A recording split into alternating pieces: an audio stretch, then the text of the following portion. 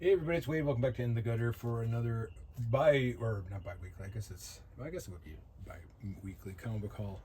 It's supposed to be weekly. Last week was Mother's Day, so we took a weekend off. So we're going to start out with Dark Horse Comics, American Caper number 7 by Dan Hauser, Laszlo, and David Lapham. This is a Tyler Boss cover. Good stuff. R-rated crime, kind of organized crime stuff. DC's Vertigo imprint, End of Life number 4. This is Kyle Starks and Steve Pugh. Beautiful artwork in this one. Sort of a strange, similar story, kind of an organized crime, lots of high body count. Seems to be a theme with what I'm going for. Another high body count book, Image Comics, Tigress Ireland number 3. This is an epic cover with Patrick Kindlow scripts and epic artwork. It's kind of a cool style. It gets into some pretty cartoony stuff, but again, definitely for grown-ups. Lots of mayhem and violence. I don't know if I'm skewing that way. This week is super heavy on the violence and body counts. This one being no exception with Narco number 3, also from Image Comics. This is a Daniel Hilliard cover with Doug Wagner scripts and Daniel Hilliard Interiors. Sorry. When I started reading this, I felt like it was another universe that I missed, and apparently it's all part of the Plastic Verse, so I wasn't familiar with any of this stuff when I started reading. So don't know if I'm going to go back in time and get caught up with all the other stuff. Possibly not, but it did feel like I was a little late for that train. All right, another fun one. This is Dead Teenagers number 3 from Oni Press. This is Jude Ellison S. Doyle with Caitlin Yarsky artwork in this one. This one's a lot of fun. I'm enjoying this. So I think, again, if you missed the first couple, this might be good as a trade too, because it'll probably read better as an entire story. All right, back in the Marvel Universe now. We got Black Cat number 10. This is a G. Willow Wilson script. This cover and interior art is Gleb Melnikov stuff, and it features the Mary Jane Venom in this one too. All right, kind of a Frank Miller-y kind of series with Batwoman. This is issue number 3 from Greg Rucka and Danny. So Danny is the artist, cover, interior stuff. It's kind of, what's the word I would use, like rudimentary, but it does remind me a lot of Frank Miller in a lot of ways, just the layouts and the colors and stuff. But yeah, it's very dark, moody, very Batwoman-y, so it fits well with the universe.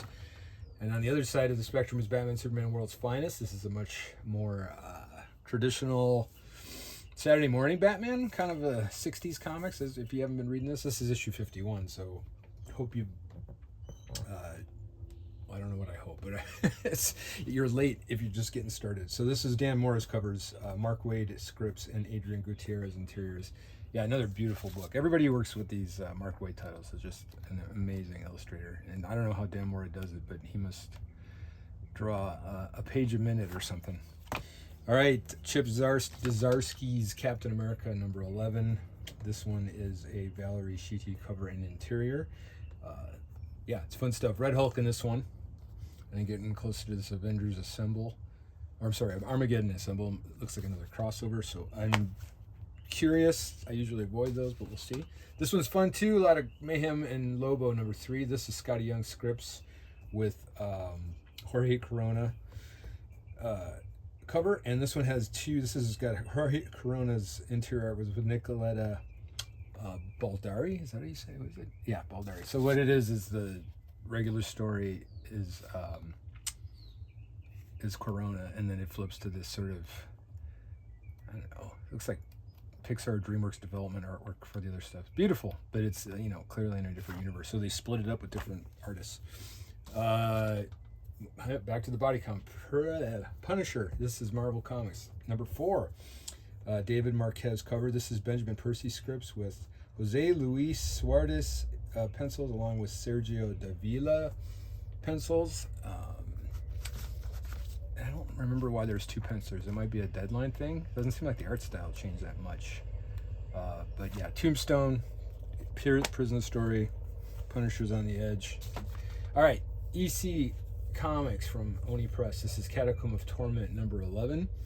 This one has, where am I going with this? This is a Dustin Weaver cover. It's got 3 stories inside, always a lot of fun.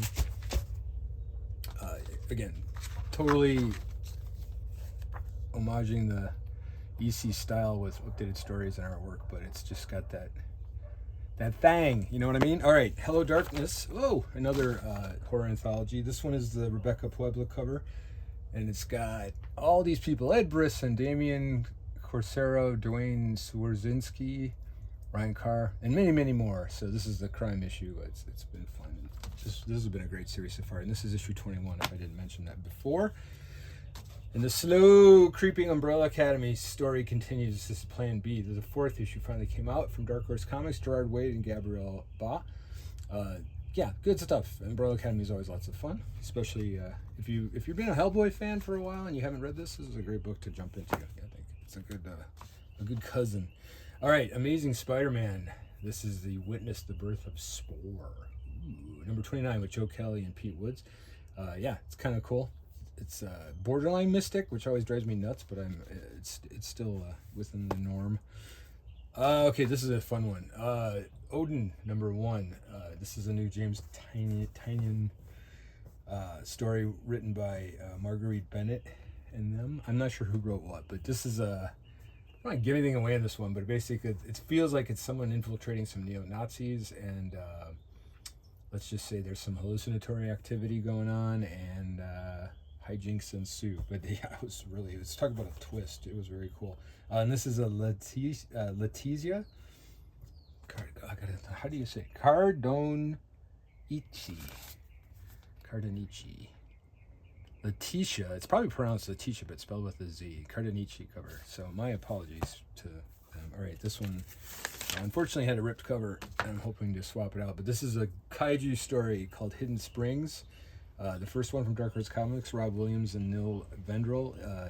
Seems to be kind of tongue-in-cheek, and so far it's about these elderly Hollywood people on a field trip, and they encounter a kaiju that is potentially going to bring about the end of the world. So, fun story so far, just the first issue. Looking forward to more. This one's heavy, trippy, big, double-sized issue of If Destruction Be Our Lot. This is the first issue from Matthew and Mark, Elijah Rosenberg, and Annie McDonald. This one is like super heavy metal, trippy, future robots, and basically surrounds the automaton, or is that what you call it, of Abe Lincoln? Yeah, very cool artwork, trippy story, just getting started. But this one was fun too. I really enjoyed reading this one.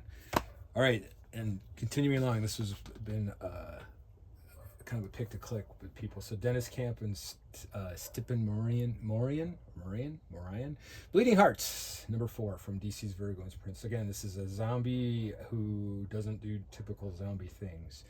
Kind of hanging out with some humans and stuff. It's been good, very fun artwork. Kind of a cross between the late Sam Keith and the late Vaughn Baudet. I've shown this one a couple times. Super cartoony, but yeah, lots of fun. Very cool. All right. And this is not disappointing either. This is the second issue of the Fury of Firestorm. This one is Jeff Lemire, and it's kind of very much like those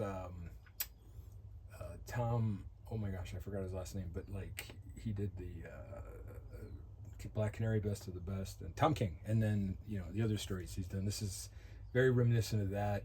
Got the origin of Firestorm in this one. I don't know if you'd call it a reboot or whatever, but it's a very well-written sort of introduction to people like me who haven't read Firestorm since the 80s, and now it's getting a fresh coat of paint. All right, Geiger, always good. This one's continuing through issue 23. Got 3 covers on this one. And if you don't know by now, this one's cool because it's a wraparound cover. Oh, no, it's not. I lied. Oh, gosh. It looks like a wraparound cover. It is a lacking a treasure. So a virgin variant, or a virgin cover, whatever you call it. Undressed. I don't know. Seems tawdry. I don't know. Okay, best book of the week. Invincible Universe Battle Beast, number 9. Robert Kirkman and Ryan Ottley. Yeah, this doesn't disappoint. If you like Invincible, and I know you do, you're going to like Battle Beast. All right, 2 weeks worth. This was a ton of money. But I will say, I feel like on average about 1 out of 10 comic books is worth the $4 or $5 for the read. This one was like 50-50 this week, maybe even 60-40. And even the 40% were good, not great. The other ones were actually great. So good ratio of entertainment for the dollar. And yeah, so keep reading comics, kids. All right, sorry this video is so lame. I'll talk to you next week. Until then, keep your mind on the gutter. Bye.